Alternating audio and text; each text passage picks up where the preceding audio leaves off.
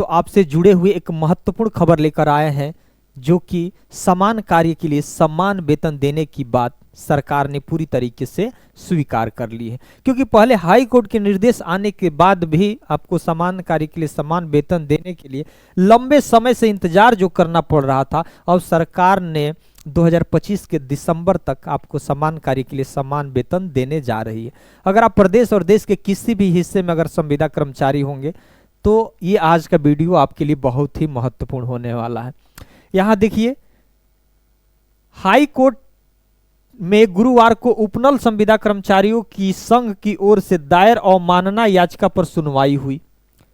न्यायाधीश न्यायमूर्ति रविंद्र मैठाणी की एकल पीठ को राज्य सरकार ने बताया कि राज्य सरकार ने अब हाई कोर्ट के बता दिया, भाई आदेश के अनुपालन में इन कर्मचारियों को समान कार्य के लिए समान वेतन जल्द दिया जाएगा। कोर्ट ने स्पष्ट किया कि दिसंबर से न्यूनतम वेतन लागू करने के आदेश पर किसी भी प्रकार की देरी या टाल मटोल स्वीकार्य नहीं होगा। कोर्ट ने कह दिया कि दिसंबर के बाद आपका टाल मटोल नहीं होना चाहिए। इसका मतलब है कि दिसंबर से इनका समान कार्य के लिए समान वेतन दे दीजिए। ठीक। अवमानना याचिका में मुख्य सचिव आनंद वर्धन को प्रतिवादी बनाया गया।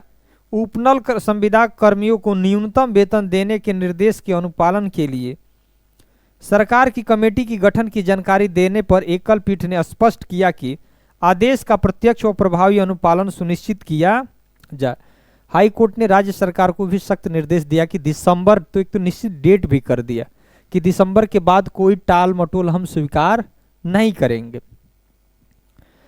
कोर्ट ने सुप्रीम कोर्ट के आदेश के अनुपालन की स्थिति रिपोर्ट प्रस्तुत करने के लिए 12 फरवरी की तिथि निर्धारित की है। तो समझ लीजिए कि उपनल कर्मियों को समान कार्य का समान वेतन बहुत जल्द ही मिलने वाला है। जब कोर्ट ही सख्त होने लगी तो सरकार इसे स्वीकार करना ही पड़ेगा। दूसरा एक और मामला आप देख लीजिए, ये मामला तो आपके लिए नहीं है लेकिन अगला देख लीजिए, यहाँ संविदा कर्मचारी से जुड़ी हुई मामला है। ये देखिए, 25 साल पुराने व नए कर्मचारी का वेतन समान, संविदा कर्मी नाराज। क्या लिखा है? 25 साल पुराने व नए कर्मचारियों का वेतन समान, संविदा कर्मी नाराज। भाई जो 25 साल से काम कर रहा है तो समझ लो कि 15,000 ही कमा रहा है, और जो नए हैं 2024 से 25 में हो गए तो भी 15,000 ही कमा रहे हैं। तो बताओ जी, नाराज होंगे कि नहीं पुराने कर्मचारी? तो कम से कम समय सेवा देने के बाद वेतन में वृद्धि होनी चाहिए, लेकिन नहीं हुआ तो ये कर्मचारी नाराज हैं। नियमितीकरण नहीं होने पर संविदा नीति पर अमल नहीं होने से संविदा कर्मचारी सरकार से पूरी तरीके से क्या है? नाराज हैं। अब मध्य प्रदेश संविदा कर्मचारी अधिकारी महासंघ ने 20 नवंबर को एक आंदोलन का निर्णय लिया है। देखिए, संविदा कर्मचारी का एक तो राज्य स्तर पे अपना संघ होता ही है, उसी तरह से देश स्तर पर भी एक अपना संघ होता है। तो कहीं भी अगर ये आवाज उठती है तो सबके लिए। इनका तर्क है कि 2 साल में 16 कर्मचारियों की मौत हो चुकी है और 22 सेवानिवृत्त हो गए हैं। इनमें से किसी के परिजनों को न तो अनुकंपा की नियुक्ति मिली है और न ही ग्रेजुएटी का लाभ मिला है। अगर मरने के बाद भी उनके जगह पे उनके लड़के लड़की या उनके किसी भी रिश्तेदार की नौकरी भी नहीं लगी है और न ही उनको ग्रेजुएटी भी मिला है।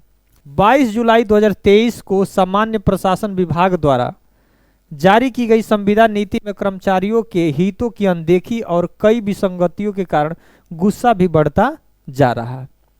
मध्य प्रदेश संविदा कर्मचारी की अधिकारी महासंघ के प्रदेश अध्यक्ष रमेश राठीर ने बताया कि संविदा नीति 2023 के अनुसार नियमित भर्ती में 50% पद संविदा कर्मचारियों के लिए आरक्षित रखे जाने का प्रावधान है कि कम से कम जितनी भी आप गवर्नमेंट अगर भर्ती निकाल रहे हैं तो उसमें अगर 100 सीटें हैं तो उसमें 50 आप संविदा कर्मचारी को रखें।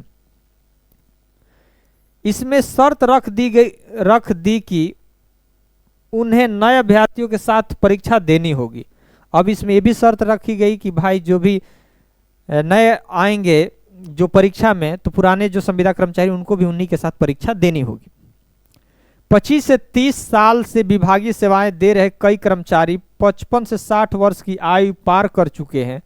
संविदा कर्मचारी संघ के पदाधिकारियों ने कहा कि जो कर्मचारी 3 दशक से सरकारी कामकाज में निपुण है, उन्हें नई पीढ़ी के छात्रों के साथ परीक्षा में बैठाना अनुचित नहीं है। एक और उदाहरण से समझा जा सकता है कि जो पुराने कर्मचारी हैं वो काफ़ी अनुभवी हैं उस क्षेत्र के, और जो नए आएंगे तो ऐसा नहीं है कि नए बेहतर काम कर डालेंगे, ऐसा नहीं है। पुराने कर्मचारी ने जो लंबे समय से 10-20 साल सेवाएं दी हैं उस विभाग में, तो कहीं नए से बेहतर पुराने कर सकते हैं, लेकिन अब इनसे अगर परीक्षा कराया जाए दोनों को साथ साथ तो संभव नहीं है, क्योंकि इनके पास एक्सपीरियंस, अनुभव का नॉलेज है। सरकार को उन्हें अनुभव और वरिष्ठता के आधार पर नियमित करना चाहिए। यहाँ पे लिखा है कि अनुभव और वरिष्ठता के आधार पर। कर्मचारियों का आरोप है कि नीति में 25 साल काम करने वाले नए भर्ती कर्मचारी का वेतन समान रखा गया है। किसी भी तरह की वेतन वृद्धि समान समयमान या क्रमोन्नति, पदोन्नति होना चाहिए ना, क्रमोन्नति दिया है, का प्रावधान नहीं है। जो भी होगा, शब्दावली का मतलब समझ नहीं पा रहे हैं। वहीं कई संविदा कर्मचारी उम्र दराज और बीमारियों से क्या है, ग्रसित हैं। राठौर ने बताया कि 4 जुलाई 2023 को तत्कालीन मुख्यमंत्री शिवराज सिंह चौहान ने लाल परेड के मैदान में संविदा कर्मियों को राहत देने की घोषणा के बाद में जारी आदेश में कई प्रावधान को क्या कर दिए गए हैं, बदल दिए गए हैं।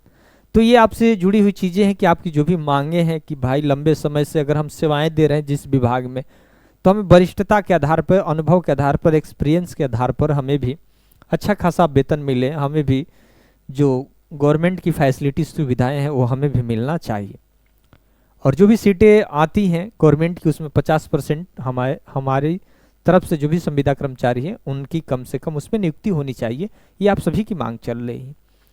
अगर आप संविदा कर्मचारी होंगे, आउटसोर्स दैनिक वेतनभोगी कोई भी कर्मचारी होंगे, अगर आप हमारी वीडियो देख रहे हैं किसी भी जनपद से, किसी भी प्रदेश से, तो ज़रूर इस चैनल को सब्सक्राइब, लाइक कर दीजिएगा।